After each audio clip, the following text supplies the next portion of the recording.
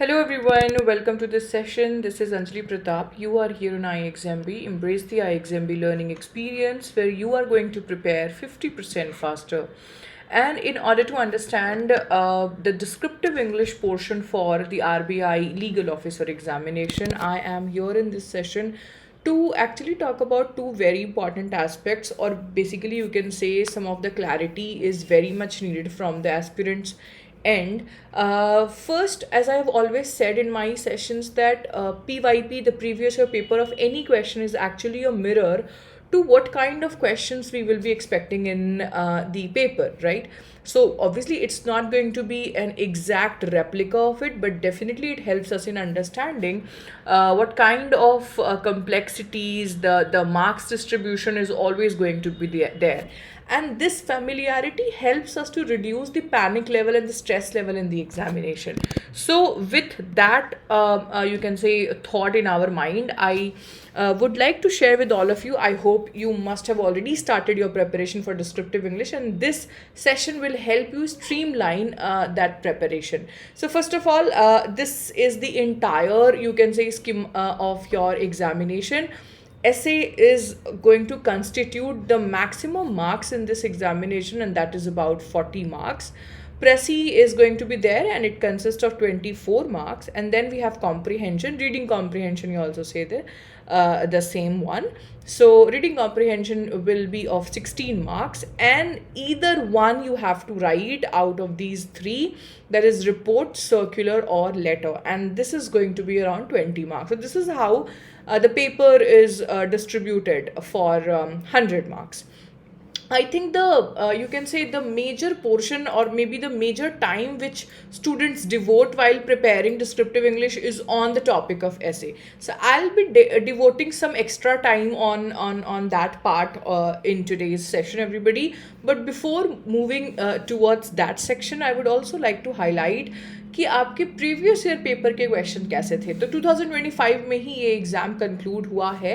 So based on the, you can से this is a memory based question paper which we have created based on the students' feedback, is you have to write an essay around 250 to 300 words. आप एक range मान के चलिए that this is going to be there. 250 to 300 words के अंदर हमें एक ऐसे लिखने को मिलेगा जिसमें आपका मार्क्स डिस्ट्रीब्यूशन जो है वो बिल्कुल फिक्स रहेगा. It's around 40 marks. जो टॉपिक आए थे पिछले साल वो ये है. The first one is dealing with the governance, specifically technology governance in government systems. Implementation क्या है, चैलेंजेस क्या हैं उसके ऊपर, और इम्प्लीमेंटेशन के ऊपर चैलेंजेस क्या हैं, and again what are the way forwards. Okay. Then overcrowding at tourist destinations, तो सस्टेनेबिलिटी या इंफ्रास्ट्रक्चर मैनेजमेंट के लिए क्या स्कोप है. And then new to credit borrowers, opportunities and risk for financial inclusion. तो ये तीन टॉपिक हमें स्टूडेंट्स के द्वारा यहाँ पे मालूम चले हैं. हो सकता है थोड़ी बहुत वर्ड्स ज़रूर चेंज हो, but the overall topic was same everybody. So एक चीज़ I hope you must have observe that there is no, you can say, monotony in the topic. हम अक्सर ये सोचते हैं ना कि RBI से रिलेटेड एग्जाम है, so all the topics are going to be regulator, you can say centric topic, but ऐसा नहीं है. या सारे के सारे टॉपिक फिनेंस रिलेटेड हों, या लीगल ऑफिसर का एग्जाम है तो you always have to put an angle of legal perspective. So there was no such thing everybody. तो अगर ये मिथ आपके दिमाग में है तो इसे आप बिल्कुल दूर कर लीजिए. You can expect topics from multi dimension actually. So just keep it close to the current affairs जो आज हाल फिलहाल में हो रहा है. कोई रिसेंट डेवलपमेंट हुए हैं फिनेंस को ध्यान में रखते हुए, क्लाइमेट एंड सस्टेनेबिलिटी को ध्यान में रखते हुए, AI टेक्नोलॉजी, आवर हेल्थ के लिए भी आप दो एस्पेक्ट देख सकते हैं. First one is the physical one and second one is the mental one. तो ये टॉपिक्स जो है ना वो काफ़ी रेलिवेंट रहते हैं आपके एग्ज़ाम के अकॉर्डिंग. दूसरी जो टॉपिक थी वो थी प्रेसी, और तीसरी टॉपिक थी RC, and the passage was same for both of them. तो सेम पैसेज था जिसके ऊपर आपको प्रेसी लिखना था, and you have to provide suitable title. Always remember precis needs to be written strictly in the 1/3 length of the original passage. And जो तीसरा question RC का आया हुआ था, पैसेज जैसा कि मैंने बोला वो सेम था. टॉपिक आपका कॉर्पोरेट इन्फ्लुएंस के ऊपर था and there were 4 questions which consisted of 4 marks. तो बहुत सारे बच्चों का ये एक डाउट रहता है कि मैम 4 मार्क्स के लिए हमें कितने वर्ड्स लिखने चाहिए, because words will not be specified in RC question. तो याद रखिए 4 मार्क्स अगर आपको मिल रहे हैं तो कम से कम you should be writing 50 to 60 words for that. Make sure कि बहुत ओवर एनालिटिकल वे में आंसर ना करें। जो क्वेश्चन पूछा हुआ है वो बताएं, अननेसेसरीली उसको हमको लेंथी नहीं बनाना है, और जितना ज़्यादा वो सक्सेंट हो, जितना ज़्यादा वो टू द पॉइंट रहेगा, उतना इफेक्टिव आंसर्स आपका माना जाएगा।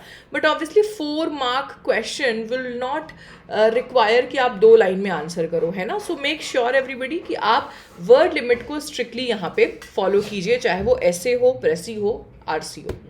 Then fourth and the last one was about either you can say 3 out of these 3 आपको कोई एक लिखना था। तो ये जो आप यहाँ पे टॉपिक देख रहे हो ना students, the first one is on report writing, और ये स्ट्रेस मैनेजमेंट के ऊपर था। दूसरा टॉपिक जो था वो सर्कुलर राइटिंग के ऊपर था, और ये स्पेसिफिकली था कि एम्प्लॉई के लिए आप डिजिटल अटेंडेंस सिस्टम को अनाउंस कर रहे हैं एक ऑर्गेनाइजेशन के अंदर। और तीसरा टॉपिक था फॉर्मल लेटर लिखना, जिसमें आप टी और कॉफ़ी जो वेंडिंग मशीन्स होते हैं उनको ऑफिस में इंस्टॉल और मेंटेनेंस के लिए आपको एक टेंडर निकालना है। तो बेसिकली बहुत सारे स्टूडेंट्स ने लेटर को चुना था, और जेनरिक जो है ना वो लेटर ज़्यादा चुनते हैं क्योंकि थोड़ी सी क्लैरिटी ज़्यादा है हमारे यू कैन से वे और मोड ऑफ कम्युनिकेशन में। डे टू डे लाइफ में हम ईमेल वगैरह काफ़ी ज़्यादा लिखते हैं, तो formal letter looks a bit closer to that, but report writing and circular writing is also very good everybody। आप जब IXMB के प्लेटफॉर्म पे आएंगे तो we have also put format and the samples for the same। रही बात इसमें आपको अगर मैं मार्क्स की बात करूँ तो यहाँ पे फॉर्मेट के ऊपर आपके अच्छे खासे मार्क्स रहेंगे एवरीवन। सो मेक श्योर कि जब आप लेटर राइटिंग करो तो सेंडर एड्रेस, रिसीवर्स एड्रेस, जो प्रॉपर सैल्यूटेशंस हैं, सब्जेक्ट मिसिंग ना हो, डेट्स मिसिंग ना हो, और जो रेलेवेंट डिटेल चाहिए वो आप ज़रूर डालें। So that will make your entire you can से राइटिंग कंप्लीट। याद रखिए यहाँ पे जो आपका वर्ड लिमिट है ना वो सबसे कम है, 150 to 180 words. So make sure that you include the essential details and remove the non necessary ones. Okay, so yes, initially I said कि ऐसे राइटिंग आपका सबसे ज़्यादा मार्क्स जो है वो कवर कर रहा है। So I think I should spend 2 minutes definitely on that part. I hope आप लोगों ने ऐसे लिखना शुरू कर दिया है। नहीं शुरू किया है तो अभी से आप लिखिए, प्रीवियस ईयर पेपर के क्वेश्चंस देखिए। एक्सपेक्टेड टॉपिक के हिसाब से हम लोगों ने मॉक टेस्ट भी जो है ना वो स्टार्ट कर दिया है IXMB के प्लेटफॉर्म पर। If you get a chance, go ahead and attempt those, you will be getting feedback on the same. तो याद रखिएगा, ऐसे का टॉपिक जैसे ही हमें मिलता है ना, बिल्कुल स्टार्ट नहीं कर देना चाहिए लिखने के लिए।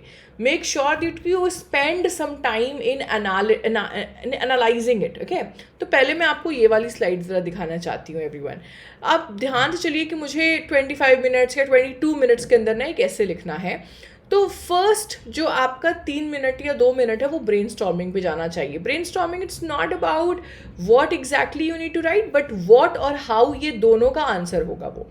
फिर मैक्सिमम जो पोर्शन है आपका, समझिए कि 70% ऑफ योर टाइम जाना चाहिए लिखने के ऊपर, एंड जो लास्ट 10 से 15% टाइम है आपका ऐसे राइटिंग के लिए वो जाना चाहिए प्रूफ रीडिंग और थोड़ी बहुत लॉजिकल एडजस्टमेंट्स के लिए। ठीक है, ये आपको बहुत बहुत ध्यान से ये टाइम स्पेंड करना है स्टूडेंट। जो ये लास्ट वाला पार्ट मैंने बोला, lots of students actually you can से स्किप दैट, क्योंकि बहुत सारी परेशानी रहती है। अभी हमको जल्दी जल्दी में ऐसे कंप्लीट करना होता है, दूसरे सेक्शंस मुझे अटेम्प्ट करने होते हैं। बट अगर आप ये 25 मिनट ड्रिल एक दिमाग में एक टाइम लाइन सेट करके लिखोगे ना, तो this will create lot of wonders over there.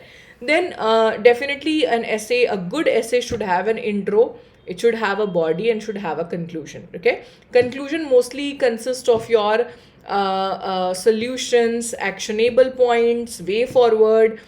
ये इसके बिना आपका जो conclusion है वो अधूरा है। Conclusion should never ever introduce a new thing everybody। तो this is something I just wanted to include in this session, so that अगर अभी तक आप लोगों ने शुरू नहीं किया है ऐसे राइटिंग तो शुरू कीजिए. इसके साथ ही साथ आप हमारी वेबसाइट पे विजिट कर सकते हैं to gain more insights on the mock test part. अगर कोई भी डाउट हो डिस्क्रिप्टिव इंग्लिश को लेके, feel free to drop a comment below. All the very best for your preparation, everyone. I hope you conquer descriptive English in a best possible manner. Thank you and have a great day ahead.